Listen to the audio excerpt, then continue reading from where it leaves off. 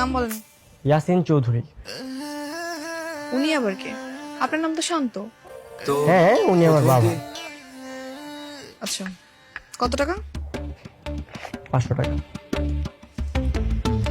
ঠিক আছে, চলে যান। না, যাবো না তো। আমার বাবাকে নিয়েছেন, আমার মারটা নেবেন না? ঠিক আছে, নাম বলেন। মিসেস জোহরা খাতুন। কত টাকা? 500 টাকা।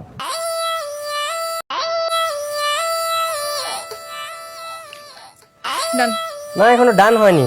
ওনাদের একমাত্র ছেলে, ওনাটা নেবেন না? কত? 500 টাকা। ঠিক আছে, যান।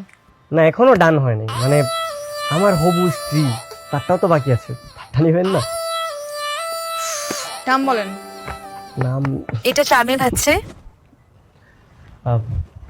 আরোহী মিম।